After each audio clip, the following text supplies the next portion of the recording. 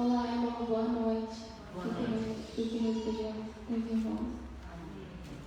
A gente vai começar a dar início à programação, passa a proposta. Eu vou ler os versículos. Eu peço que todos abram em Timóteo, 1 Timóteo, segundo capítulo, versículo 1 e 2.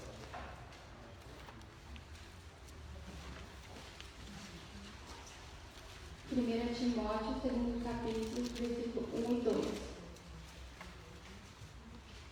Tu, pois, filho meu, fortifica-te na graça que está em Cristo Jesus, e que minha parte ouviste através de muitas testemunhas.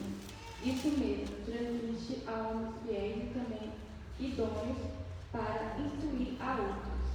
Também peço que abra em Atos 5, versículo 29.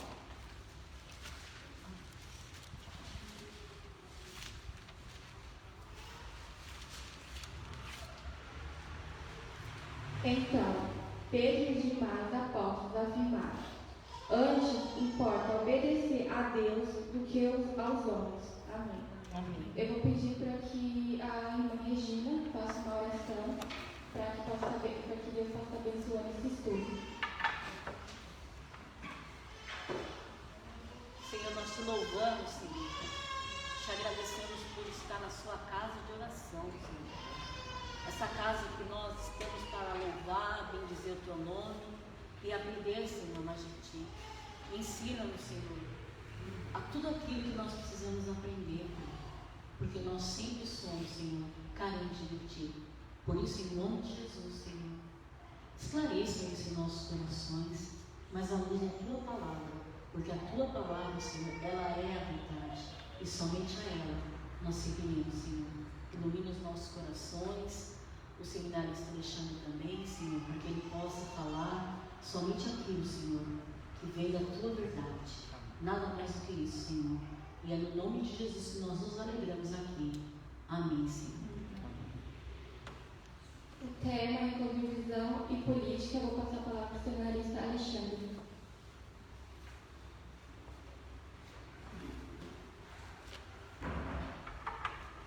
Boa noite, irmãos. Graças a Deus. Preciso me apresentar, né? Acho que os irmãos todos conhecem, só tem irmãos aqui da igreja.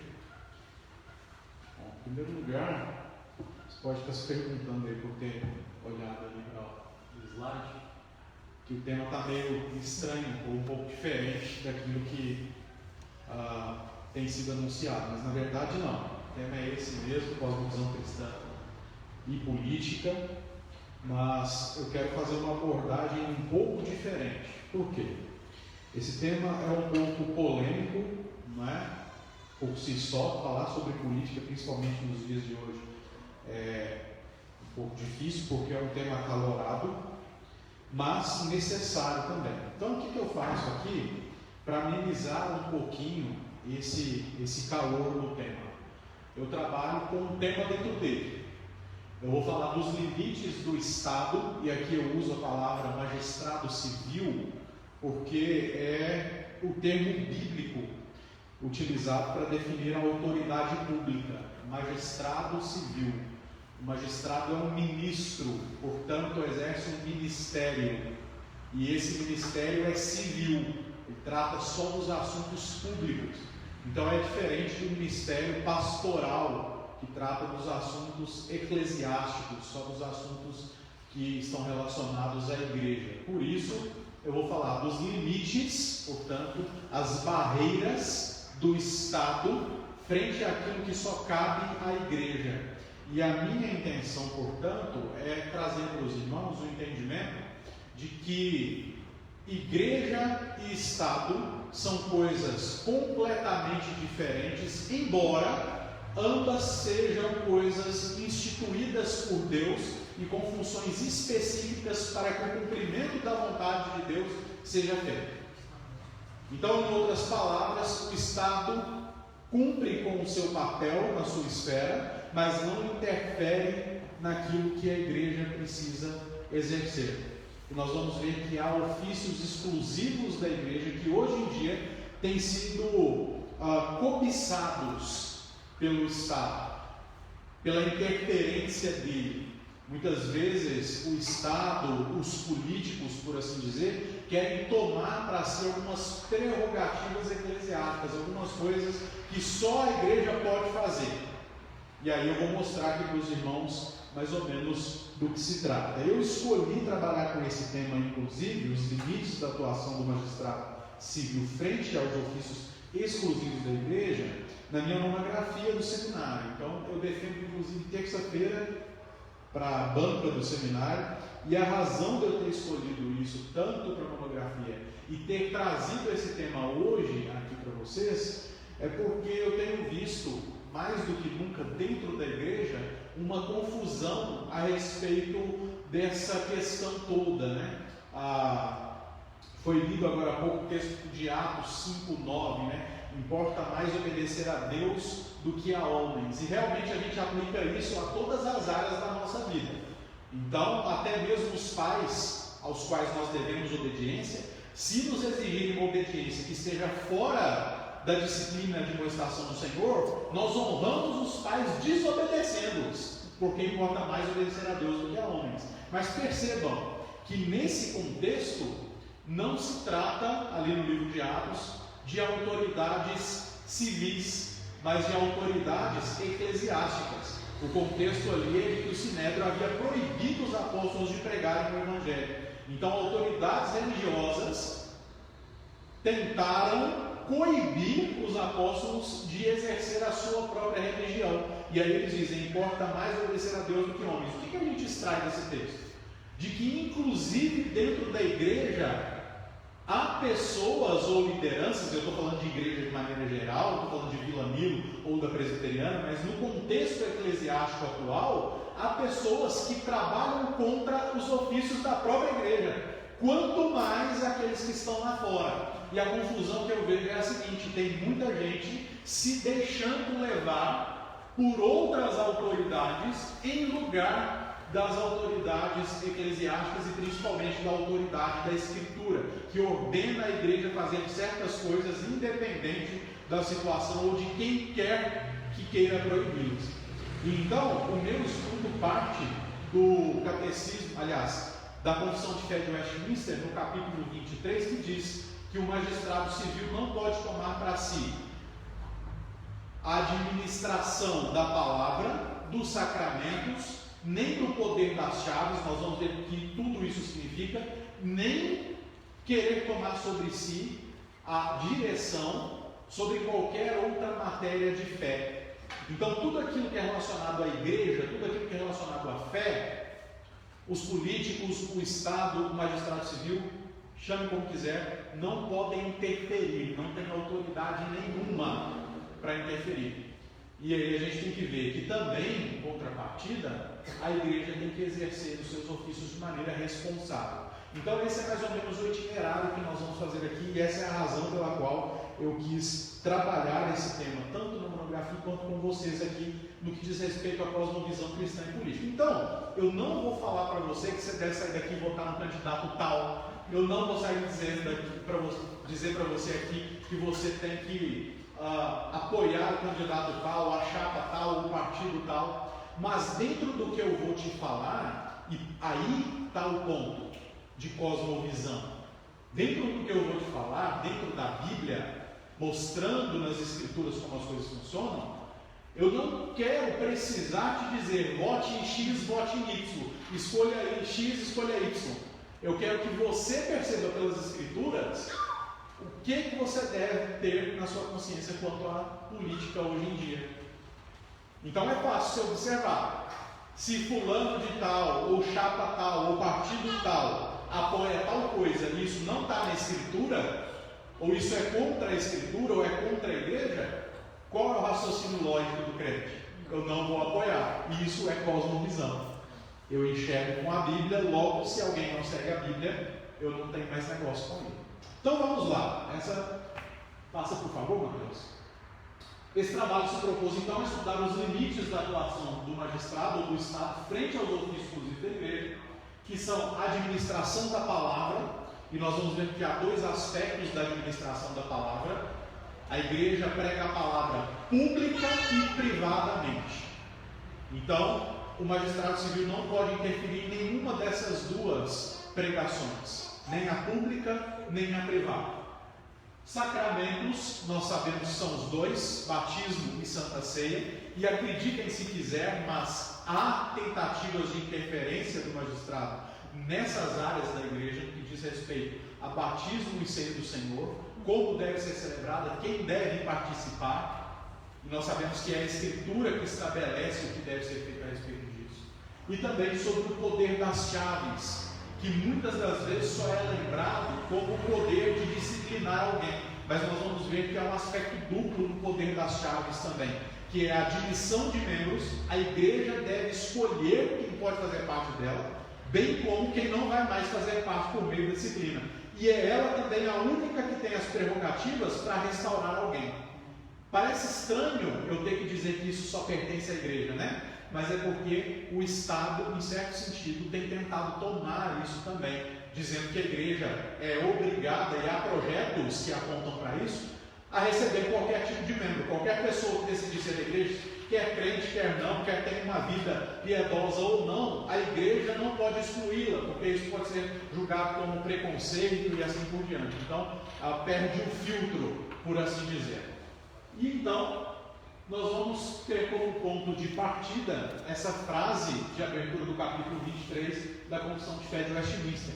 É vedado ao magistrado civil administrar o poder da palavra, dos sacramentos, das chaves ou sobre qualquer outra questão de fé. Interessante que, historicamente, esse texto de Westminster foi modificado, porque, a princípio, quando escrito lá na Assembleia de Westminster, ele dizia, no fim, que os magistrados poderiam, se quiser, chamar as igrejas em concílios, ou seja, o Estado poderia organizar reuniões do conselho da igreja e inclusive administrar sobre elas, com a presidência, reuniões de presbitério e reuniões de sínodo, aquilo que hoje inclusive nós entendemos como Supremo Concílio. É como então se o presidente da república, ou até mesmo algum deputado ou prefeito, quisesse convidar o Supremo Concílio a se reunir extraordinariamente e inclusive presidi-lo. Então, nos Estados Unidos, esse problema foi sanado com uma atualização da Confissão de Fé de Westminster, dizendo que está vedado ao magistrado administrar qualquer questão de fé, ele não deve interferir nesse sentido. E nós vamos ver que limites, portanto, não são só delimitações, mas são obrigações, porque se o magistrado deixar de cumprir algumas coisas em relação à igreja, ele também está extrapolando os limites dele. Nós vamos ver isso aí um pouco mais para frente. Seu objetivo, o objetivo do trabalho, portanto, é esclarecer o que é direito da igreja, responsável e livre da igreja, ou seja, a igreja deve administrar essas coisas com zelo, bem como apontar para a obrigação da magistratura em respeitá-los. Esse é o objetivo do nosso trabalho. E, para tanto, nós vamos conceituar, analisar e considerar os pontos vitais dessa relação igreja e Estado, dentro de uma perspectiva bíblica, que é o que nós temos como cosmovisão cristã. Passa o slide, por favor, Mateus. Então, vejam só. O magistrado civil e a igreja são instituições divinas. Então, a primeira coisa que a gente tem que entender é que a gente não pode demonizar o Estado, a gente não pode demonizar a política, a gente não pode demonizar a magistratura. A gente tem que entender que isso foi instituído por Deus para um ofício exclusivo, para um ofício que Deus estabeleceu. O problema é que, via de regra, o Estado não cumpre aquilo que deve cumprir e quer exercer funções que não são dele. E aí por isso que a gente tem esse pé atrás todo. Olha, o Estado não presta política, não presta, político nenhum presta, e a gente vai ver que não é bem assim. O que falta é um ajuste, o que falta é cosmovisão cristã. E uma coisa que a gente tem que entender é que a gente não pode esperar cosmovisão cristã do Estado. Cosmovisão cristã tem que partir dos cristãos. Então é a igreja que tem a responsabilidade de começar a ajustar essa relação aí, a dizer, ó, não é bem assim, a gente não vai aceitar isso porque não é assim. A quem diz que não é assim? A Bíblia. E aí nós vamos resistir dessa forma, ou então não, nós vamos ceder porque isso está dentro do procedimento correto. E a igreja também foi instituída por Deus. Isso a gente sabe muito bem, isso a gente fala toda hora, isso a gente parece que, inclusive, marca, né? Vive dizendo isso, mas a igreja é instituição de Deus, mas a igreja é de Deus. Sim, o Estado também é, todas as coisas são. Abraham Kuyper dizia que não há na face da terra nenhum lugar sobre o qual Cristo não possa proclamar, é meu. Então tudo é de Deus, mas no sentido de instituição, de dizer, ó, isso aqui vai servir para isso, isso aqui vai servir para isso, igreja e Estado estão no mesmo pé, no entanto, com funções e objetivos diferentes, tá? E nós vamos ver que isso não impede uma relação, ambas estão relacionadas. E aí, ambas são de suma importância para a realização da vontade de Deus e áreas para a vontade de Deus. Então eu quero que você abra a Bíblia em Romanos capítulo 13 e nós vamos ler do versículo 1 ao versículo 4 a instituição do magistrado civil, que é o Estado, qual a sua instituição. Nós vamos ver que Deus foi quem instituiu e nós vamos ver as suas funções, e aqui a gente começa a clarear um pouquinho mais as coisas. Romanos capítulo 13, do versículo 1 ao versículo 4, nós vamos ler. E eu defino aqui o magistrado civil, o Estado primeiro, justamente para a gente não ficar com aquela curiosidade. Então, assim, como igreja, comumente a gente já sabe que Deus instituiu as funções dela, etc., direitinho, eu deixo para depois. É melhor falar sobre o Estado primeiro, para a gente elucidar bem as coisas, para quando a gente for falar da igreja, já está tudo muito claro e a gente conseguir aplicar isso à nossa vida. Diz assim: todo homem, o apóstolo Paulo está dizendo, esteja sujeito às autoridades superiores. Porque não há autoridade, veja bem, não há autoridade que não proceda de Deus. E as autoridades que existem foram por Ele instituídas. Foi Deus que colocou ali. De modo que aquele que se opõe à autoridade resiste à ordenação do próprio Deus. E aos que resistem trarão sobre si mesmos condenação. Agora olha só, há uma distinção, uma justificativa aqui. Porque os magistrados não são para temor quando se faz o bem, e sim quando se faz o mal. Queres tu não temer a autoridade? Faz o bem e terás o louvor dela, visto que a autoridade é ministro de Deus para o teu bem. Isso aqui é a função estabelecida. Nem sempre, eu volto a dizer, nem sempre o Estado faz isso, mas é o que Deus espera. É o que Deus instituiu. Entretanto, se fizeres o mal, teme, porque não é sem motivo que ela traz a espada, a punição, e aqui é pena capital mesmo, pois é ministro de Deus, vingador, para castigar o que pratica o mal. Então vejam, irmãos, eu quero aqui em primeiro lugar trazer à tona novamente, para isso ficar bem firmado na nossa mente. O magistrado civil, o Estado, as autoridades civis foram instituídas por Deus, e a autoridade delas é a autoridade dada por Deus. E há uma expectativa quanto ao uso dessa autoridade que é frustrada, via de regra. Mas eu quero trazer à tona aqui a ideia de que quando Paulo escreve aos Romanos, obviamente, a autoridade ali é a autoridade romana. O magistrado ali é o magistrado civil romano. E nós sabemos muito bem como esse magistrado se comportava. Porque o mesmo magistrado aqui, dito como autoridade de Deus para fazer isso e aquilo, e sobre o qual Paulo diz, são ministros de Deus instituídos para isso e aquilo outro, vocês devem se submeter, obviamente, desde que aquilo esteja concernente com a palavra de Deus, é o mesmo magistrado que João descreve em Apocalipse como sendo um perseguidor da igreja, como sendo uma besta, inclusive.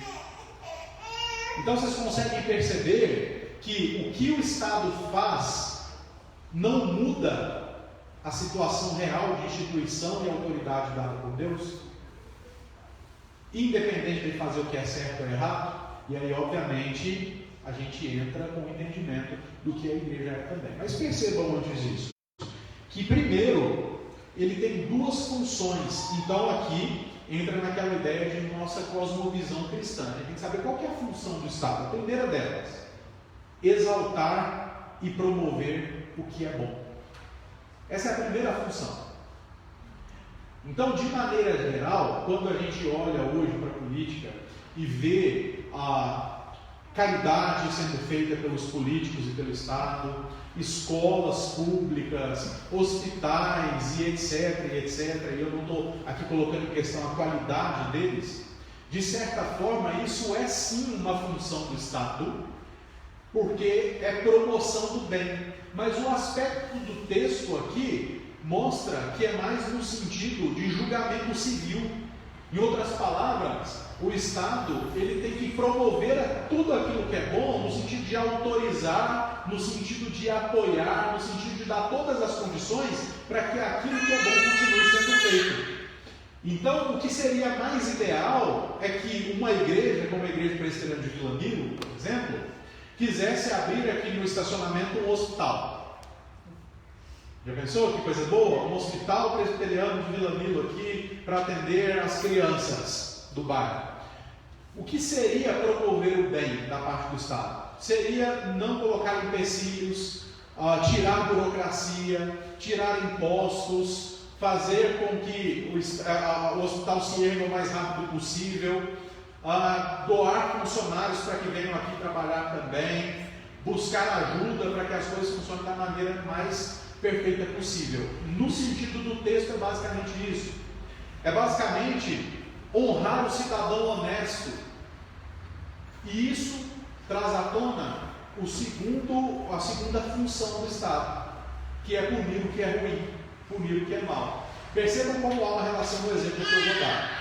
Quando alguém comete um crime, por exemplo, de assassinato, alguém sem qualquer razão, ou porque vai fazer um assalto e etc., resolve matar a vítima e ele assassina aquela vítima. Qual seria o dever do Estado aqui, cumprindo as suas duas funções, os seus dois papéis? Em primeiro lugar, ele deveria punir o malfeitor. E aqui o texto diz que ele tem poder de espada.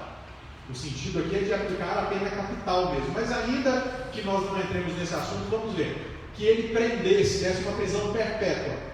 Mas na outra função ele poderia exaltar o que é bom, indenizando a família da vítima, por exemplo, dando todas as condições de atendimento para a família da vítima e assim por diante, ou ainda que nem chegasse a ter um caso de morte, mas restituindo aquele que foi roubado, dando a ele todo subsídio para que ele seja promovido, promovendo o policial que fez a prisão, que achou o criminoso, aumentando o salário dele, dando uma bonificação, dando melhores condições de trabalho, melhor equipamento. Isso é exaltar o bem no sentido bíblico.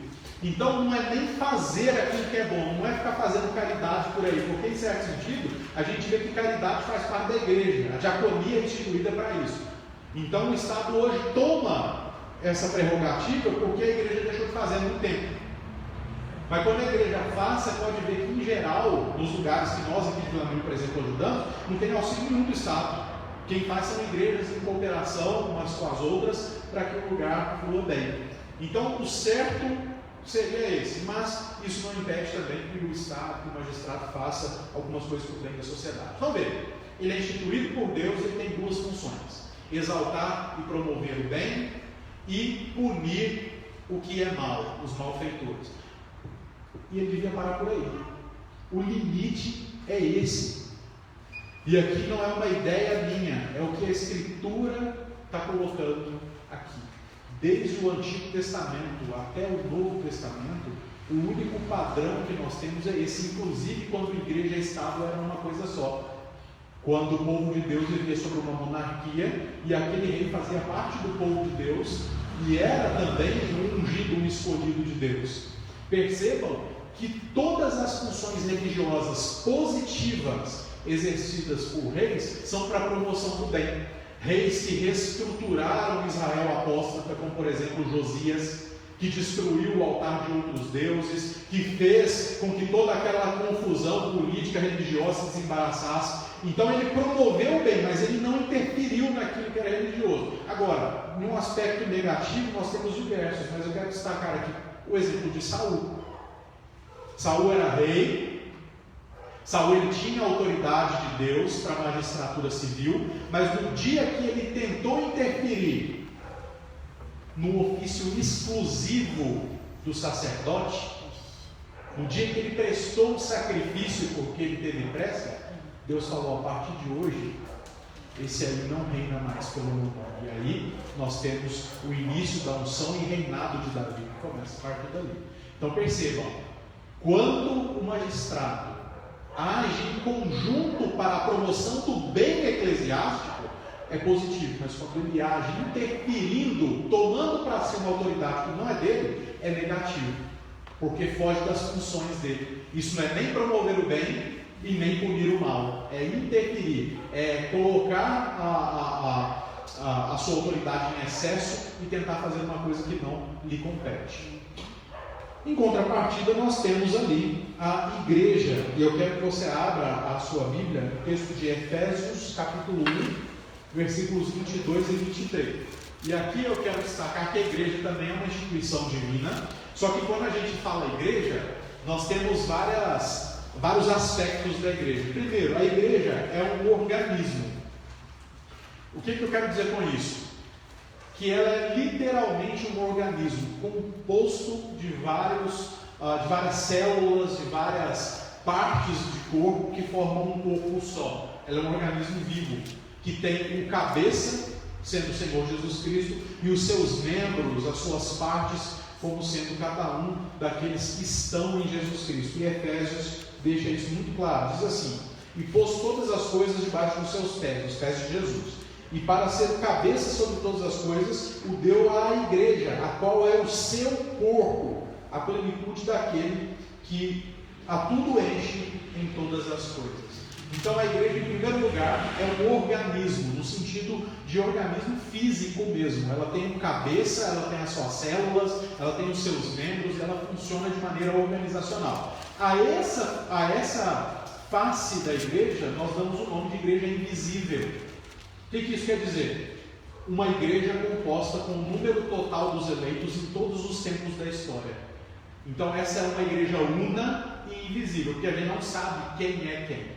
A gente faz ideia, eu faço ideia de que todos aqui sejam crentes, mas isso só o Senhor sabe, né? Então, igreja invisível é a somatória de todos os crentes que já existiram, que existem, que existirão, espalhados em toda a face da terra.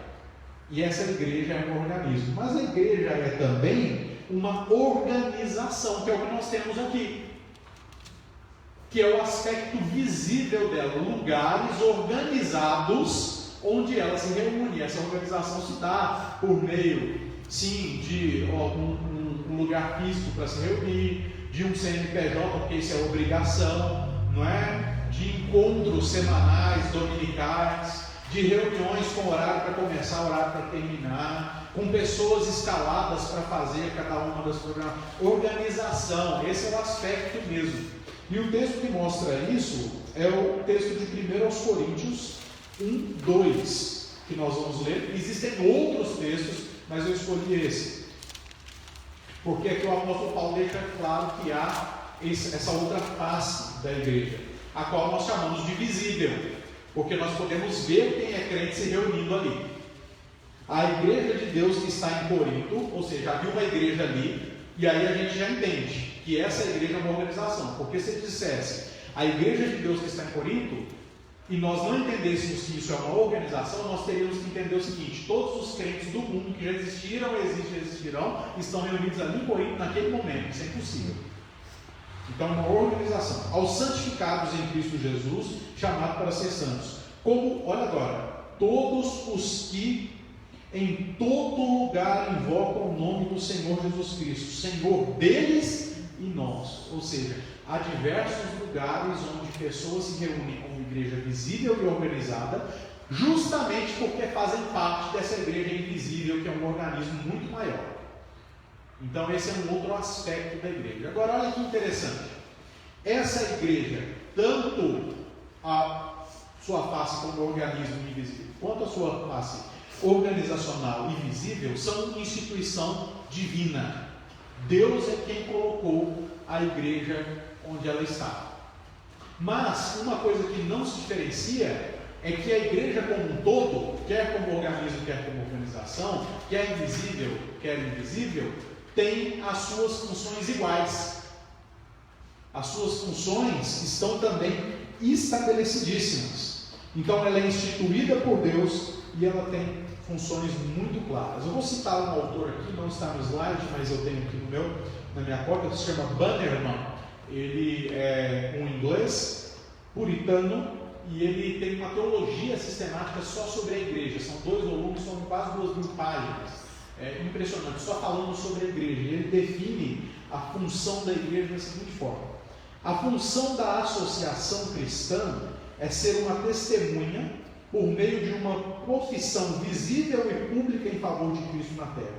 E isso não é assunto de livre escolha, mas uma clara obrigação que o cristão se junte a outros nessa profissão pública.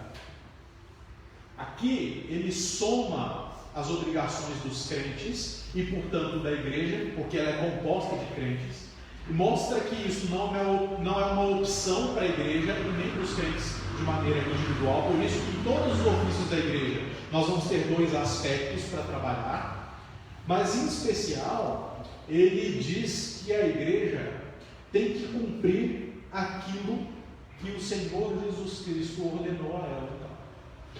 Veja aí, por exemplo, quanto à sua função de testemunhar, que é o que ele dá aqui como suma, em Lucas 4, 16 a 21.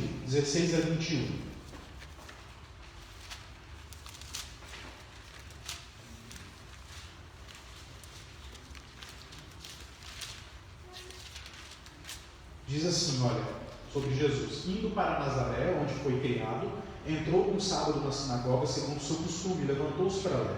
Então lhe deram o livro do profeta Isaías, e abrindo o livro, achou o lugar onde estava escrito: o Espírito do Senhor está sobre mim, pelo que me ungiu para evangelizar os pobres, enviou-me para proclamar libertação aos cativos e restauração da vista aos cegos, para pôr em liberdade os oprimidos e apregoar o ano aceitável do Senhor. Tendo fechado o livro, devolveu ao assistente e assentou-se. E todos na sinagoga tinham os olhos fitos nele. Então passou Jesus a dizer-lhes: hoje se cumpriu a escritura que acabais de ouvir. Olha que interessante, Jesus cita um texto de Isaías, diz que ele foi ungido para apregoar o ano aceitável do Senhor, para testemunhar sobre o que o Senhor faz, e aí ele diz que aquilo se cumpre nele, e claramente, meus irmãos, nós que estamos unidos a Cristo, temos a mesma função dele.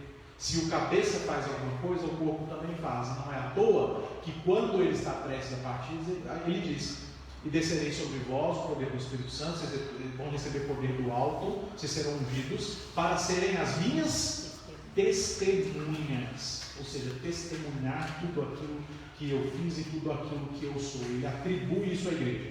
E é interessante que ele faz isso ungido pelo Espírito Santo. E o que acontece com a igreja para fazer isso? Ela recebe o Espírito Santo para cumprir essa mesma função. E nós vamos ver que a função de testemunhar Jesus Cristo não está relacionada só a evangelizar, mas a pregar a palavra, a administrar os sacramentos e o poder das chaves também. Pregar a palavra, administrar os sacramentos, admitir e excluir membros do corpo de Cristo. E aí é por isso que eu quero falar agora sobre esses ofícios exclusivos da igreja. Pode passar o slide, pessoal. Aqui eu vou ser um pouco mais breve, porque é do conhecimento dos irmãos isso aqui. São coisas comuns da nossa vida, mas eu quero frisar isso, porque no próximo slide, na próxima parte aqui do estudo, nós vamos ver que o Estado tem que estabelecer os seus limites a respeito dessas coisas. Tudo que diz respeito ao testemunho de Jesus na vida da igreja. E aí isso envolve culto, porque onde acontece pregação da palavra, recebimento de membros, administração do sacramento? No culto. Isso envolve questão de culto, isso envolve questão de vida, de testemunho, de evangelização lá fora. Tudo que a igreja faz tem as suas bases nisso aqui, ó. A palavra que Cristo pregou, os sacramentos que ele instituiu e o poder das chaves que ele deu. Ele mesmo diz: toda a autoridade me foi dada no céu e na terra, e por isso façam essas coisas, né? Então vamos lá, olha. os ofícios exclusivos da igreja, que serão considerados aqui, são assim deduzidos através, então, da própria Confissão de Fé de Westminster, em seu 23º capítulo, que são as coisas sobre as quais o magistrado civil não deve tomar a administração, não deve querer interferir. Veja lá, que é a administração da palavra, do sacramento, do poder da paz. Em primeiro lugar, palavra. É função da igreja, e não só função dela, mas função exclusiva da igreja. Isso foi dado a ela. Foi à igreja que Cristo falou: ide por todo mundo, pregai o evangelho a toda criatura. Foi à igreja, na pessoa dos apóstolos e de todos aqueles que o sucederam. Então é para nós também. Ele não chegou para o governador de Roma, ele não chegou para as autoridades civis, ele não foi para os judeus ali daquele momento, ele não foi para as outras religiões já estabelecidas ali, gregas, romanas. Não, é específico. A ordem de pregar a palavra é específica, tá? Então, assim, só usando um exemplo, talvez muito raso, mas eu não sei quantos de vocês observam isso, mas às vezes em para-choque de caminhão tem versículo bíblico e etc., e a pessoa não é nem crente. De fato, são pedras clamando, né? São pessoas ali fazendo aquilo, mas aquilo não é função dela, não. Aquilo é função nossa. E lembrem-se, pedras só clamam porque aqueles que deveriam clamar não estão clamando. Pedras só pregam o evangelho porque aqueles que deveriam pregar não estão pregando, mas não é função delas. Então qualquer pessoa pode sim abrir a boca e começar a pregar o evangelho. Ela tem liberdade para fazer isso, mas não é função dela, não é obrigação dela, porque isso é exclusivo da igreja. A administração da palavra é exclusividade da igreja, e em seus dois aspectos, o aspecto público e o aspecto privado. O aspecto público envolve o púlpito, porque ele é um lugar utilizado para a pregação pública. Ainda que em geral tenhamos durante a pregação da palavra só membros da igreja, mas é uma pregação pública, inclusive mais ainda hoje, que é transmitido. O que eu estou falando agora está sendo transmitido ao vivo, então qualquer tipo de pessoa pode assistir em qualquer lugar do mundo, mas também qualquer um que entrar das portas para dentro vão ouvir a palavra de Deus. Esse é o aspecto público da pregação. Outra parte do aspecto público ainda é o de evangelização. É o direito de você ir para qualquer lugar e anunciar o evangelho em qualquer lugar, desde que esse lugar seja público. Há uma coisa aqui, eu não quero entrar nessa discussão, mas, por exemplo, há essa discussão: evangelizar no metrô é certo ou errado? É uma coisa difícil, embora pareça muito simples. Por quê? Porque ali a pessoa que não quer ouvir não tem a opção de sair, então ela acaba sendo obrigada a te ouvir. Então perceba que há uma dificuldade aí, inclusive porque ali não é tão público, porque há o pagamento da passagem, etc. e tal. Então há até uma comparação de que aquele que prega ali no metrô, por exemplo, pode ser comparado com aquele que vende no metrô, porque também é proibido. Então é uma discussão que eu não vou entrar, mas isso caracteriza a pregação pública também. Mas agora, em uma praça pública onde há possibilidade de evasão, por exemplo, nós também temos a obrigação e o direito exclusivo de pregar, de anunciar a palavra de Deus, de entregar panfletos, folhetos, de fazer publicações no Facebook, de fazer publicações no Instagram. Isso tudo é também um aspecto público da pregação, do anúncio, do comunicado do Evangelho. E isso é exclusividade da igreja, que diz respeito à sua instituição, ao seu direcionamento. Então Jesus, ele disse para a igreja fazer isso. Se outras pessoas fazem, é direito, mas obrigação é só da igreja. Agora há também um aspecto privado.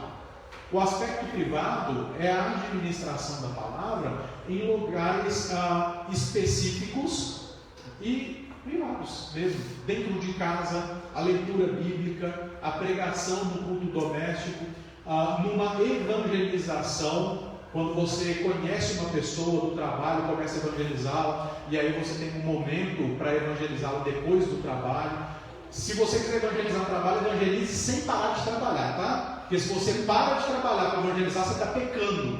Porque ali é o seu momento de trabalho, você tem que honrar o seu patrão trabalhando. São parênteses. Então, não tem como você evangelizar trabalho, não, é bom. Mas não para de fazer, vamos parar aqui agora para a gente fazer um culto de meia hora, enquanto o seu patrão está te pagando para trabalhar.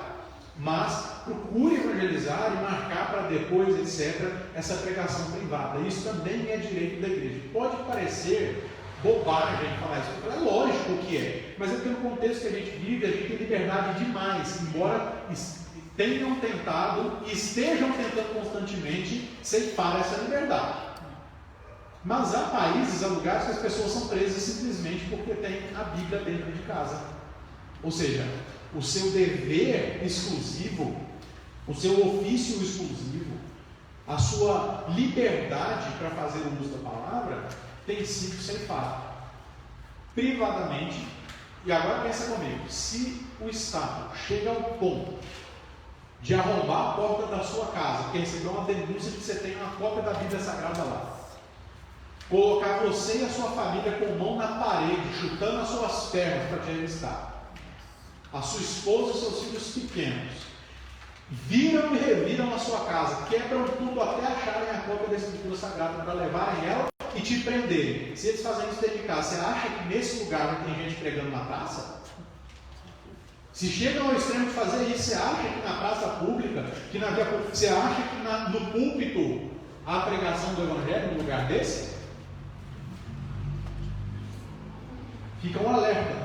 Tem tentado fazer isso com o nosso país, com a nossa igreja. Você pode não acreditar, ou você pode não ligar, porque às vezes você não está nem fazendo uso desse direito aí, desse ofício exclusivo que Deus deu a você através de Jesus Cristo e dos apóstolos.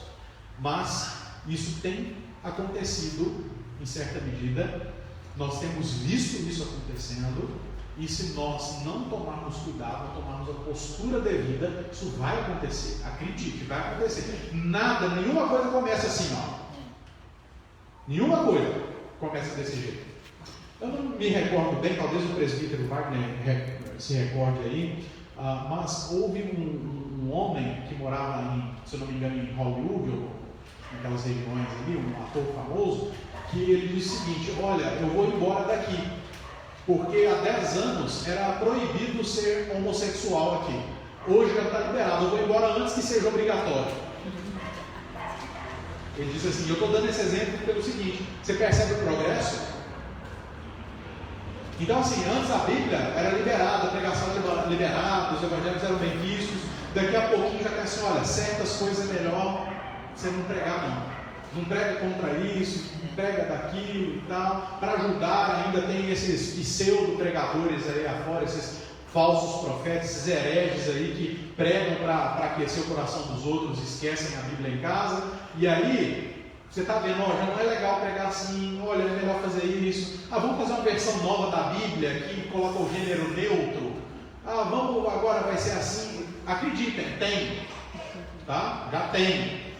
Tá? Já tem alguns capítulos da Bíblia com gênero neutro, onde fala nasceu de um menino, fala assim, nasceu de filho, e agora estão querendo colocar filhe na Bíblia. Filhe, ele, né? Estão querendo fazer isso aí. Então perceba, o negócio é muito devagarzinho. Daqui a pouco é o seguinte, olha, ou você prega desse jeito ou não prega, ou você vai preso, ou então, quer saber? Vamos acabar com tudo. Então, é uma coisa que nós temos que prestar atenção. Isso é um ofício exclusivo da igreja. E aí, irmãos, aqui eu quero até apelar para as emoções dos que são crentes aqui. Perceba, o próprio Senhor Jesus Cristo te dá isso, esse benefício de pregar, de anunciar a sua palavra. Meus irmãos, já pensaram? Que privilégio! Não foi para qualquer um. Haviam pessoas mais importantes, maiores, mais grandiosas, mais ricas que os apóstolos, mas ele escolhe aqueles e aqueles que se rendem à mensagem. Pescadores receberam essa mensagem para pregar. E nós, pessoas tão simples. Ofício exclusivo da igreja.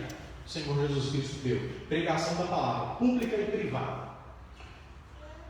Outra coisa, outro ofício exclusivo da igreja é a administração dos sacramentos, também instituídos pelo próprio Senhor Jesus Cristo. Nós sabemos que são dois: o batismo e a Santa Ceia. E nessa ordem, é importante destacar, porque só pode participar da Santa Ceia aquele que é batizado.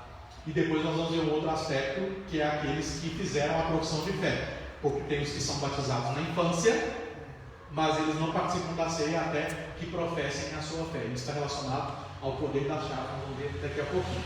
Mas vamos lembrar rapidinho o porquê nos batizamos e qual é o privilégio disso, para nós também termos aqui um estralo da importância disso e de como isso é lindo sendo atribuído à igreja como um ofício exclusivo dela. Porque ela não só recebe os batizados, mas ela batiza. É a igreja de maneira geral. Obviamente há um ministro devidamente ordenado e tudo mais, mas no aspecto geral, isso é uma vitória da igreja, é uma inclusão à igreja. O batismo, nós sabemos que é uma transição da circuncisão. O Senhor estabelece a circuncisão em Abraão, pede para que ele circuncide o seu filho Ismael, todos os homens da sua casa, para que eles participem da sua aliança. Por isso, o batismo não é sinônimo de salvação, não significa que a pessoa foi batizada, ela é salva. O batismo não é remissivo, não redime de pecados. Batismo é uma inclusão na aliança, assim como foi feito com Abraão. Depois, quando o seu filho Isaac nasce, ele circuncida essa criança por 8 dias. E os 8 dias tem uma razão muito específica, não é nada místico, o número 8 não significa nada, é porque a partir de 8 dias o sangue da criança naquela região não corre mais o risco de coagular, então a criança não morreria por conta da circuncisão, embora fosse um procedimento doloroso, difícil, com um tempo para cura muito, muito longo. E a partir do momento em que se circuncidava, era assim, admitido dentro da aliança. Geralmente, aqueles que eram adultos eram circuncidados quando resolviam, obviamente, com o chamado interno de Deus, fazer parte do povo dele. E nós temos inclusive o pátio dos gentios no templo, que era o pátio onde esses que antes eram gentios, mas agora são chamados prosélitos, são aqueles que vieram para a aliança de Deus, e eles tinham que passar pela circuncisão. E quando eles passavam pela circuncisão, eles eram considerados judeus nesse aspecto, ou seja, eram incluídos naquela aliança. Só os homens participavam, mas as mulheres das casas desses homens eram representadas. E percebam que isso não é, eu quero fazer esse parêntese, um aspecto aqui de machismo, de patriarquismo e etc. Qualquer ismo que possam tentar colocar, só homens participavam da aliança. A ideia é de que os homens sim representavam as mulheres. Mas percebam, a circuncisão e o seu significado, isso é, a inclusão na aliança com Deus, custava sangue e dor. Em certo aspecto, é uma punição para o homem. O homem criado bom, conforme Deus fez no Éden, ele tinha aliança com Deus e comunhão com Deus, e ele perde por causa do pecado, e a culpa foi dele. Ele era o representante da raça, e a punição vem sobre ele. Ele precisa derramar sangue para ser incluído na aliança e incluir a mulher junto também, porque ele foi responsável. Então perceba que não é um machismo aí não, é o seguinte, é no cabra que vai doer, é nele. Agora, quando nós temos uma transição da circuncisão para o batismo, porque já haviam tido diversas sombras de batismo no Antigo Testamento, como o dilúvio, onde Noé foi aspergido com água, o autor dos Hebreus deixa isso claro, quando Moisés aspergiu o sangue nas pessoas, quando eles passaram pelo mar e foram ali batizados, o autor aos Hebreus deixa isso muito claro. Quando vem essa transição e agora não há mais dor nem derramamento de sangue, porque a dor total e o derramamento de sangue total veio no Senhor Jesus Cristo, as mulheres começam a participar. Não é interessante? Aí elas começam a participar porque não há mais dor. A dor foi toda colocada sobre o Senhor Jesus Cristo. E aí nós lembramos que Paulo fala aos Gálatas: em Cristo não tem mais livre, nem escravo, não tem mulher, nem irmão, são todos iguais. É nesse aspecto, no aspecto da aliança. Então, isso é trazido à igreja, e trazido dessa forma, nessa transição, porque Cristo derrama o sangue como o ápice da sua dor, para a nova e eterna aliança. Ir por todo mundo, pegar o evangelho a toda criatura, fazer discípulos, batizando-os em nome do Pai, do Filho e do Espírito Santo, fazendo isso até quando eu voltar. Então, percebam mais uma vez, o Senhor Jesus Cristo dá institui esse ofício à igreja. É a igreja que faz. Logicamente, por um ministro devidamente ordenado, mas é a igreja que se atribui. E o outro sacramento posterior a esse é o da Santa Ceia, que é uma transição da refeição pascal. Então nós temos a Páscoa, o cordeiro sendo rasgado, o seu sangue sendo passado nos umbrais da porta, e o pão ázimo sendo comido lá dentro.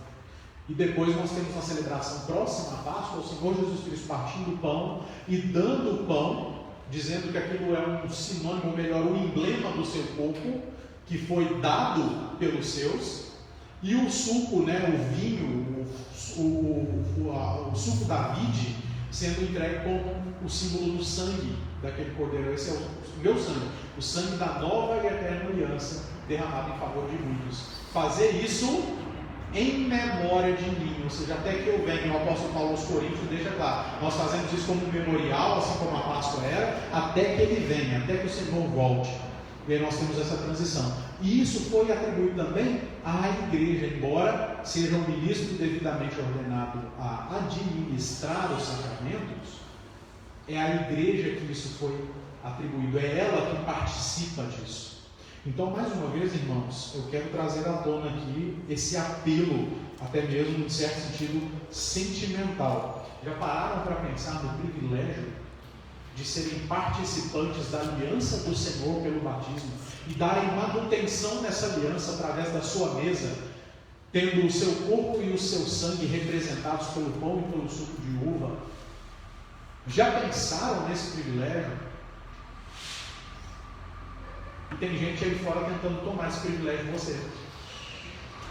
E o Estado, em certo sentido, quer tirar isso de você, quer tomar isso de você, quer tomar a sacralidade disso de você, dizendo inclusive que você não pode, dentro da igreja, dizer quem deve e quem não deve. Acreditem, eu já vi isso acontecendo, de um irmão disciplinado, na verdade não é um irmão, foi até um erro meu aqui chamar de irmão, de uma pessoa disciplinada que teve a ceia omitida de si. Isso é feito propositalmente, por isso que o pastor pergunta: algum irmão foi omitido sem querer? Se ele pergunta se é sem querer, obviamente é porque tem aqueles que de propósito são omitidos. Esse homem registrou isso e processou a igreja e ganhou. Porque a magistratura disse o seguinte: não pode deixar de dar isso. Por quê? Então percebam, a magistratura quer dizer que você deve participar da mesa do Senhor como um ímpio, da comunhão do Senhor, do algo sagrado que nós temos com o ímpio, ou talvez até tomar isso de nós, dizer que não vai haver mais isso.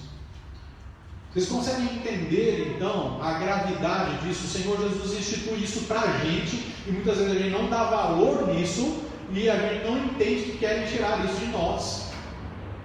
Meus irmãos, eu vou ser muito sincero, eu amo a mesa do Senhor. Eu amo participar do cálice e do pão. É uma alegria. O culto de ceia nós sabemos disso, nós somos crentes, sabemos disso. Mas se algum dia uma pessoa em um estado de miséria e pecado, em total disciplina e desobediência a Deus e à igreja, tomar do pão e do cálice junto comigo, eu me recuso a participar. Por mais que aquele dia seja especial e que aquela mesa seja santa, justamente por conta da sua sacralidade, eu não participo. E se eu estiver participando e ver essa pessoa engolindo junto comigo, eu tiro da minha boca e choro diante de Deus, mas eu não participo. porque isso é santo demais, é sacro. Calvino colocou a sua própria vida em jogo por causa disso, porque os arruaceiros de Genebra, os bagunceiros de Genebra, os ímpios de Genebra, que se fantasiavam de ovelha às vezes, foram num culto de ceia aos montes para participar, e Calvino diz: vocês não tomaram da mesa do Senhor. E eles disseram: nós vamos te matar aqui. Ele falou: então me mata em cima da mesa, e aí vocês comem do meu sangue, mas do sangue do Senhor aqui vocês não vão tomar. Vocês conseguem ver a importância disso e o quanto a igreja, por ter sido escolhida por Deus para ter a exclusividade de ter zelo. E aí começa a abrir a sua mente aí para a cosmovisão cristã em relação à política. Tem gente querendo tirar isso de você. Tem gente que não está ligando para isso. E muitas vezes a gente vê gente da igreja apoiando quem é assim. Vamos para o próximo ponto aqui. Estou de olho na hora, viu, irmãos? Daqui a pouquinho eu termino. Coisa de mais uma hora e pouquinho. Poder das chaves. É interessante. Nós vemos o poder das chaves, que é diferente da administração dos sacramentos e do pregação do Evangelho, porque o poder das chaves não é aquilo que nós chamamos também como meio de graça, mas é um meio para a pureza da igreja, porque você seleciona quem vai entrar na igreja e você também seleciona quem permanece na igreja, porque tem gente que não deve, foi até selecionado para entrar, quando entrou era joia, mas depois ficou assim, e aí essa pessoa tem que sair, e a igreja tem poder e autoridade para tirar. Veja como tem. Primeiro para a admissão, abra sua Bíblia aí em Mateus 16, e nós vamos ler a partir do versículo 13, para a gente entender aqui o contexto, tá? Olha o que é dito. Então indo Jesus para os lados de Cesareia de Filipe, perguntou aos seus discípulos: quem diz o povo ser o filho do homem? E eles responderam: uns dizem João Batista, outros dizem Elias, e outros Jeremias ou alguns profetas. Mas vós, continuou ele, quem dizeis que eu sou? Respondeu Simão Pedro, disse: tu és o Cristo, o Filho do Deus vivo. Então Jesus lhe afirmou: bem-aventurado és, Simão Barjonas, porque não foi carne e sangue que te revelaram, mas o Pai que está no céu. Também eu te digo que tu és Pedro, e sobre essa pedra, que não é Pedro nem Jesus, mas o fundamento dos apóstolos, que é a confissão de que Jesus Cristo é o Senhor, isso é a pedra, edificarei a minha igreja, e as portas do inferno não prevalecerão contra ela. Veja que não é a igreja que fica com porta fechada e o inferno chutando, querendo entrar, não. É a igreja que chuta a porta do inferno, abre e saqueia, porque ela não resiste. Dar-te-ei as chaves do reino dos céus. O que ligares na terra terá sido ligado nos céus, e o que desligares na terra terá sido desligado nos céus. Sabe o que esse texto está mostrando para nós? Que aquele que professa a confissão de Pedro de maneira semelhante, e por isso nós temos aqui aquele ato chamado de profissão de fé, que nada mais é do que dizer o seguinte: eu reconheço que o Senhor Jesus Cristo é o Cristo, o Filho do Deus vivo, e a Ele eu entrego a minha vida.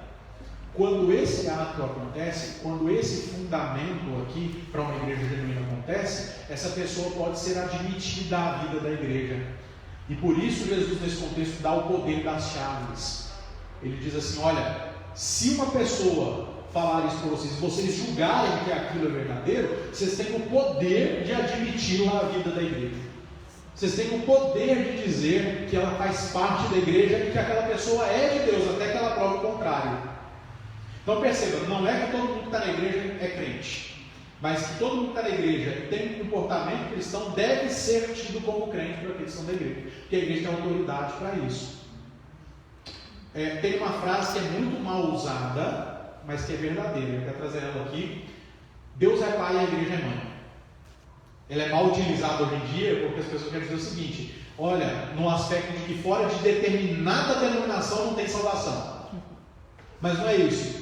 Essa frase, inclusive, é utilizada por Calvino. Ele quer dizer o seguinte: Deus é pai, e aqueles que professam pai, que recebem o pai, objetivamente vão correr para a mãe, vão correr para a vida da igreja, vão participar da igreja, e o ingresso para participar é professar a Cristo como Senhor. E aí aqueles que são responsáveis de admitir têm o poder para isso.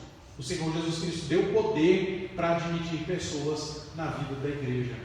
Mas também esse poder das chaves é tido para a exclusão. Em Mateus 18, nós podemos ver isso a partir do versículo 15, que é aquele texto clássico para a disciplina. E muitas vezes só ele é utilizado. E a gente acha que a igreja só tem poder para demitir. Mas a gente tem que lembrar, até para uma empresa, né? Para demitir um funcionário, antes você tem que ter admitido. Na igreja é a mesma coisa. Para você excluir um membro faltoso, depois de devida averiguação, lógico, procedimento correto, por conta de pecado, antes disso você tem que ter admitido ele, porque se ele não for membro, você não consegue fazer nada.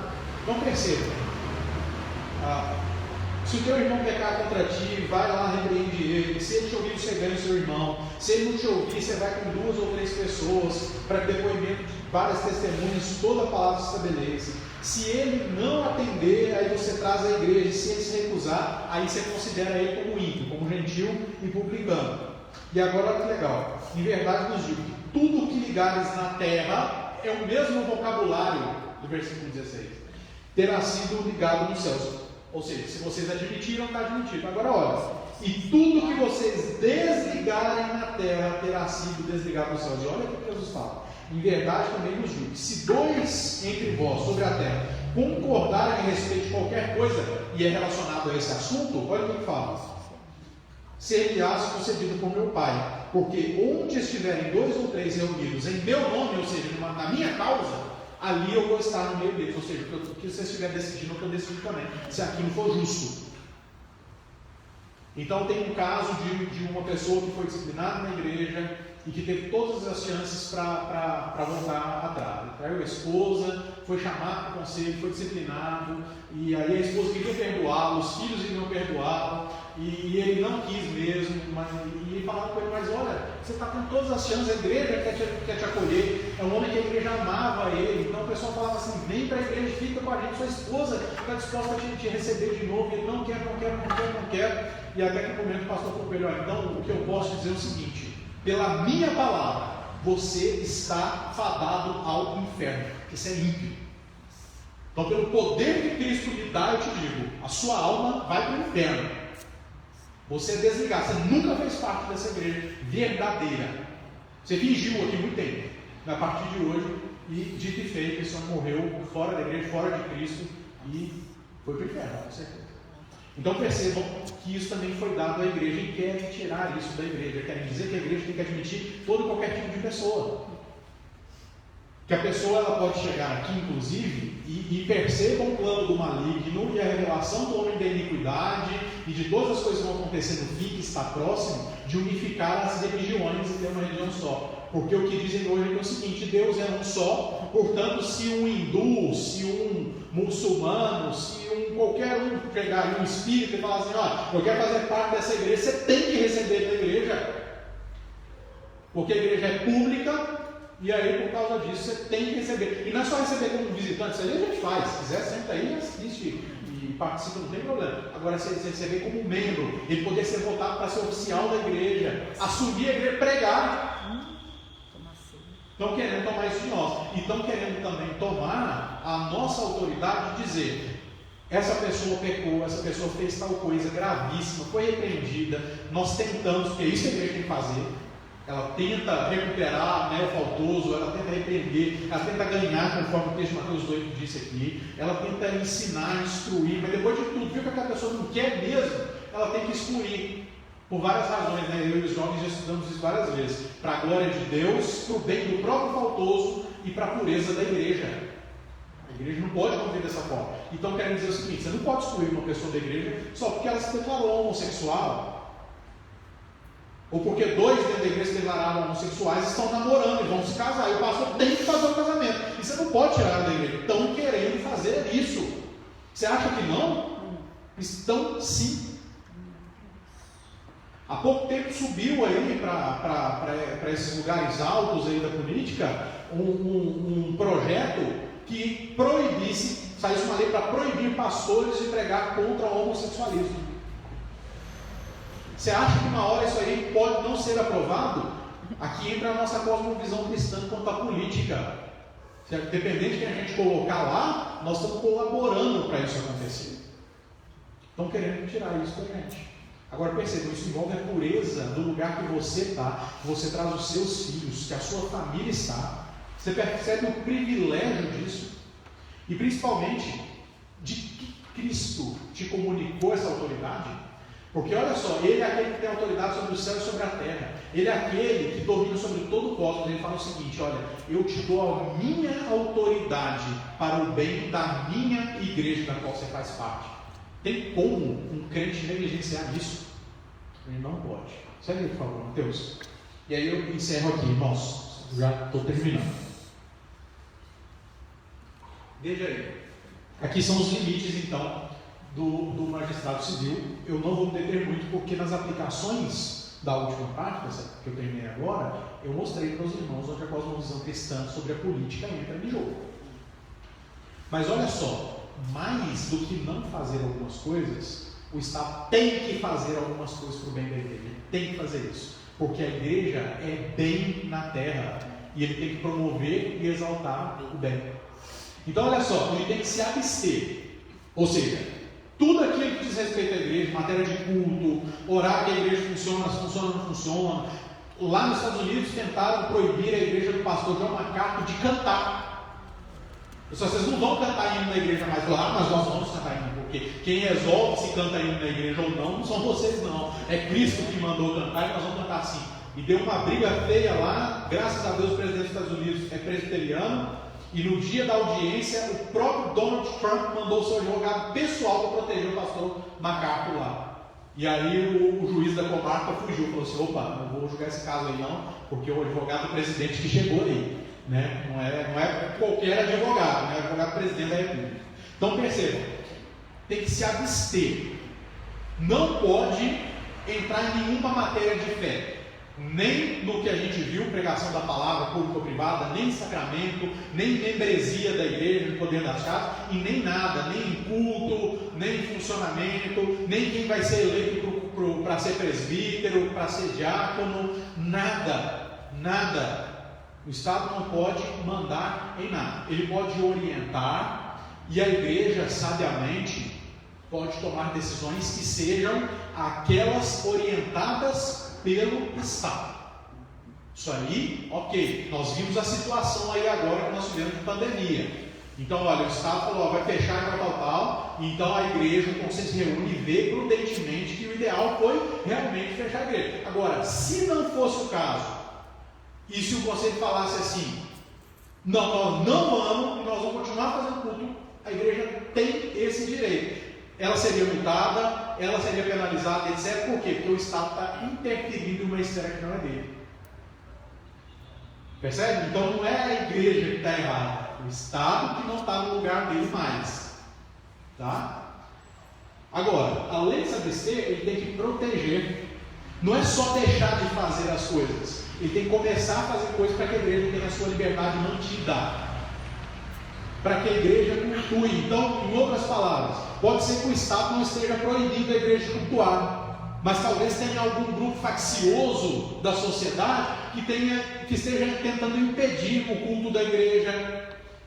Os trabalhos de evangelismo é dever do Estado ir lá e proteger, falar assim, não, aqui eles vão cultuar livremente, do jeito que eles querem, porque o nosso trabalho é proteger o direito de liberdade religiosa. Proteção. Então, quando você tiver a sua liberdade religiosa ceifada, o primeiro que tem que se levantar para te proteger é o Estado. Isso tem acontecido, né? De jeito nenhum. Nós temos tido a nossa liberdade religiosa ceifada até nas redes sociais. Se você postar alguma coisa, às vezes você posta versículo. Se for contra o homossexualismo, então eles falam. O Facebook fala assim, olha, você viola os nossos termos aqui de não sei o que, de privacidade, sua publicação foi banida, e você vai ficar uma semana sem poder postar nada. Sabe quem tinha que resolver isso? Não era o Estado que fala assim, opa, como assim? Essa rede aqui é pública, o crente paga a internet tanto quanto o outro, e ele pode postar o que ele quiser, desde que isso não seja algo ilegal. Então, em todos os aspectos, o Estado tem que proteger, quando a gente é coibido do direito religioso. E além disso, uma coisa que está bem relacionada, ele tem que providenciar. ele tem que providenciar meios para que a gente consiga exercer os nossos cultos e a nossa liberdade religiosa. O que isso significa? Que nós temos aqui, vamos supor, mais uma vez o exemplo, facções do bairro, criminosas, por assim dizer, que não querem que o culto seja feito e realmente é difícil de impedir. Eles têm tramado diversas coisas para que nós não cultuemos a Deus no dia, na hora, etc. O Estado vem aqui e nos protege, coloca a polícia, coloca a guarda, tenta prender, faz investigação, mas mesmo assim não está dando certo. Sabe o que ele deveria fazer? Ceder o salão da prefeitura para a gente ir lá e fazer o culto a Deus. Ele tem que providenciar meios para que você exerça a sua liberdade religiosa, a sua liberdade de cultuar a Deus, a sua liberdade de falar sobre Deus, administrar o sacramento e exercer o poder das chaves. Então percebam, irmãos, dentro da cosmovisão cristã sobre a política, como a forma que a gente pensa interfere a forma como a gente faz, e como que a gente faz gera coisas lá na frente. Dependendo de quem você vota, em quem você apoia, o tipo de ideologia que você segue, você está prejudicando a igreja e desfazendo o que Cristo comunicou a você como ofício exclusivo, entendeu? Para você, como igreja. Aí o que eu quero dizer com isso? Você votar em A, votar em B? Não. Para quando você for votar, quando você for escolher um lado na política, você olhar o seguinte: essa pessoa se abstém dos direitos das áreas religiosas? Essa pessoa, ela protege a liberdade religiosa e ela providencia coisas para que a religião funcione da maneira correta? Sim, legal. Então, essa pessoa aí dá para eu pensar em apoiar. Aí você vê o resto das coisas. Aqui nós estamos falando sobre religião. Agora, não, ela até se abstém, mas ela não protege nem providencia, sai fora dela. Então percebam que isso está completamente relacionado com a polis, com a política. Tá? E por fim, irmãos, de maneira mais aplicativa, a responsabilidade da igreja é inalienável, ou seja, não é transferível a ninguém, justamente por ser exclusiva.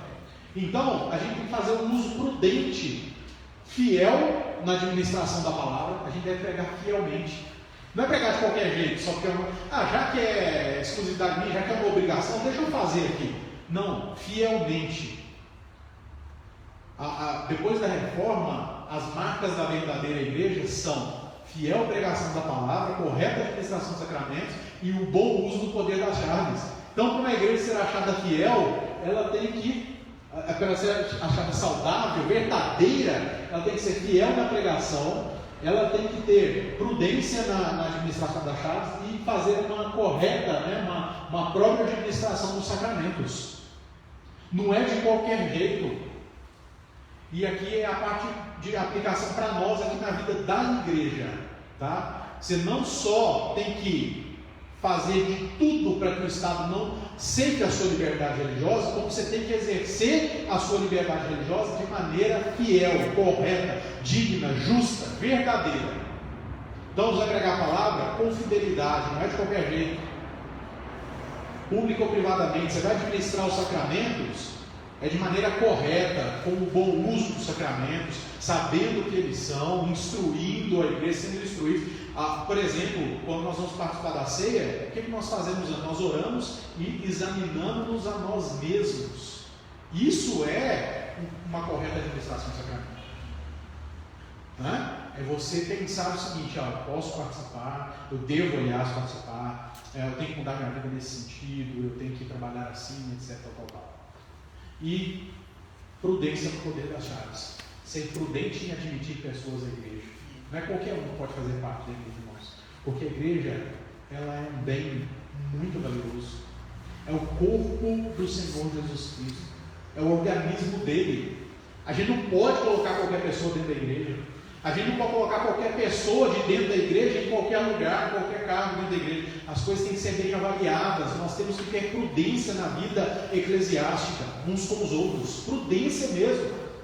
Avaliar. Olha, graças a Deus pela igreja do Lanilo, pela maior parte das igrejas presbiterianas do Brasil, nós temos classes de catecúmenos, de novos membros. E aí depois tem a sabatina com o conselho. E se travar na sabatina, vai fazer catecúmenos de novo. Mas aí demora demais, eu vou para outra igreja. Deus te abençoe e vai para outra igreja lá. Aqui você só vai ser membro, só vai participar da mesa do Senhor, só vai poder ser eleito como oficial no dia que você for bem avaliado. Nós vemos a sua conduta cristã, nós vemos a sua habilidade de entender as doutrinas básicas da Escritura e assim por diante. E outra coisa, onde está a prudência também? Depois que você é admitido, nós estamos de olho em você. Porque se você cair em pecado grave, porque se você começar a viver uma vida cristã que não é cristã, começar a viver de fachada na igreja, do mesmo jeito que a gente colocou aqui dentro, na paz do Senhor, nós também vamos te tirar. Lógico, querendo sempre a restauração, irmão, do faltoso, dando o ombro, dizendo, ó, se você precisar, nós estamos aqui, ó, nós queremos te restaurar, nós queremos você de volta. E insistir para isso, mas é o seguinte, enquanto você não se arrepender dos seus pecados, enquanto você não passar por todo o procedimento novo e demonstrar verdadeiro arrependimento, você não faz parte desse corpo mais não, porque esse corpo aqui não é meu, esse corpo aqui não é qualquer um, é o corpo do Senhor Jesus Cristo, é o corpo do meu Redentor, é o corpo que ficou pendurado no madeiro por minha causa. Então, negativo, prudência também na administração da membresia da igreja. Então, irmãos, eu encerro aqui, pode fechar. A conclusão eu já fiz aqui, os agradecimentos aí são para a monografia. Tá, irmãos? Então eu encerro aqui dessa forma.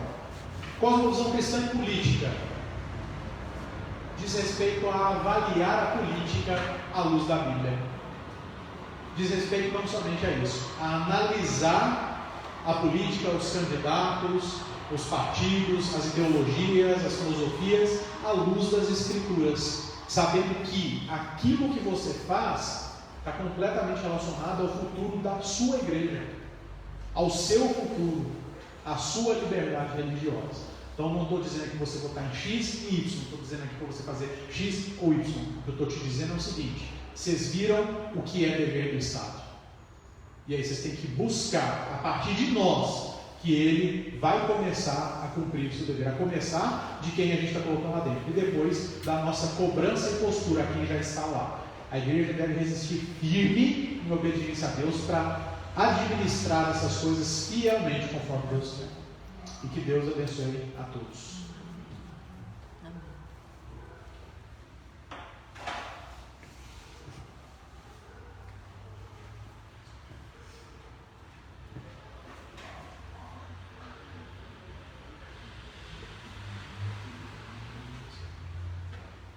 Alguém tem alguma pergunta, algum comentário?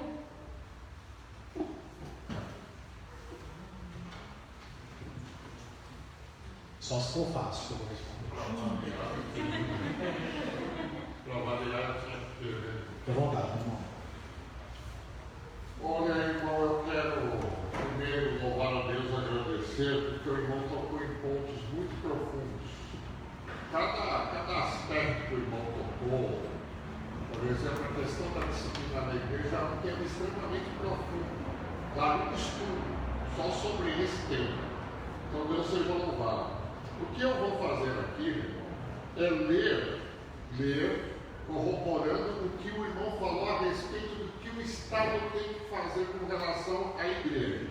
Isso eu li essa semana na minha leitura diária que eu faço.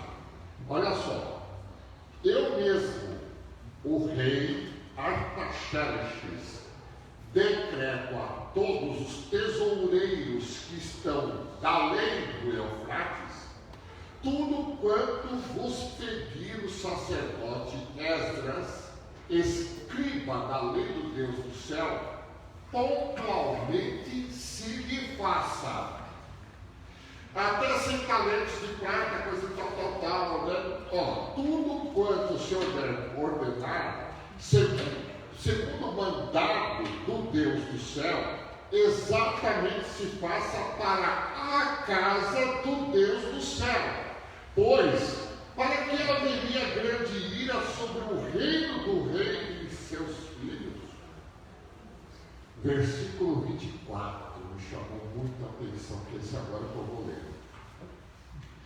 Também vos fazemos saber acerca de todos os sacerdotes e levitas, cantores, porteiros e de todos os que servem nesta casa de Deus, que não será lícito impor-lhes nem direitos, nem impostos, nem pedágios. E lá no versículo 27, aí Esdras que está escrevendo isso, eu estou lendo o capítulo 7 do livro de Esdras, Esdras diz assim: bendito seja o Senhor Deus de nossos pais, que deste modo moveu o coração do rei para ornar a casa do Senhor, a qual está em Jerusalém. O nosso atual presidente da República, há semanas atrás, ele comprou uma briga. Qual foi a briga? Ele revogou uma lei que estavam querendo colocar, de colocar imposto sobre as igrejas. Aí a imprensa caiu matando, né? E eu vi muita gente criticando ele. Ele jogou para a galera porque foi agradar os evangélicos das igrejas. Não, ele está cumprindo essa aqui, ó, a palavra de Deus. Artaxerxes, ele proibiu: não será lícito impor-lhes nem direitos. O que é impor direitos? Não, o nosso povo tem uma cultura aqui e os sacerdotes de Israel têm que aceitar a nossa cultura. Não, a vocês está vedado impor, que vocês imponham o que vocês acham que é ser pregado sobre eles. Ou seja, o que o irmão está pregando aqui, está aqui na palavra de Deus, no livro de Esdras. E o irmão colocou outra coisa: não será lícito impor sobre eles impostos, nem taxa alguma, nem pedágios. Ou seja, irmão, é realmente muito profundo tudo isso que foi tratado aqui esta noite. É muita coisa. Eu peguei só isso daqui porque eu li essa semana. Isso me chamou muita atenção com relação à postura do nosso presidente com relação às igrejas. E o irmão tocou aqui em vários aspectos, aqui, assim, se for dar uma conversa para a noite inteira, quase, né? Mas eu quero dizer o seguinte: eu pedi para fazer uma faixa, né? Eu coloquei a faixa, pendurei a faixa aqui no mês de abril, por aí, que nem só de pão viverá o homem, mas de toda a palavra que procede da boca de Deus viverá o homem, que é o Deuteronômio, capítulo 4, versículo 8. E eu coloquei uma frase lá embaixo, assim, pedi para colocar uma frase, que a igreja, ela alimenta o coração do homem e ela também cuida da saúde do espírito do homem. Eu pedi para colocar essa frase. Por quê? Porque, veja só, o Estado fechou as igrejas. As igrejas foram fechadas por imposição e ditadura do Estado. E eu vou dizer por quê, irmãos. Porque desde o primeiro dia desta pandemia ou desta fraudemia, como alguns estão chamando, o mercado nunca deixou de funcionar. E todo mundo estava aglomerado dentro dos mercados. E nem por isso os supermercados foram proibidos de fechar. Por quê? Porque os governos consideram que a alimentação ela é essencial. Muito bem. Mas isto mostra o cinismo, a petulância e o arrobo que o Estado cometeu, jamais deveria ter cometido contra a palavra de Deus. Sim. Sabe por quê? Porque quando eles decretaram que as igrejas tinham que estar fechadas, eles proibiram um serviço essencial, ou seja, a alimentação da alma do homem. Sim. Porque nem só de pão viverá o homem, mas de toda a palavra que procede da boca de Deus viverá o homem. Eles fizeram com que muitas pessoas se suicidassem porque não tiveram uma palavra de consolo, que é a igreja quem dá, não é o mundo que dá. Eles apavoraram a população que está até hoje apavorada. Teve um monte de gente apavorada, um monte de gente morrendo aí de depressão. Então, essas pessoas que fizeram isso, certamente eles vão responder por isso. Com certeza. Porque eles quiseram proibir a igreja de pregar o evangelho. Sim. Então, meus irmãos, é uma série de coisas, né? Por exemplo, o nosso presidente, logo no início, ele já quis decretar que as igrejas eram um serviço essencial, deveriam funcionar. Mas como existe um ódio da imprensa extremamente grande, um ódio grande, que eu já cansei de ver jornalista falando.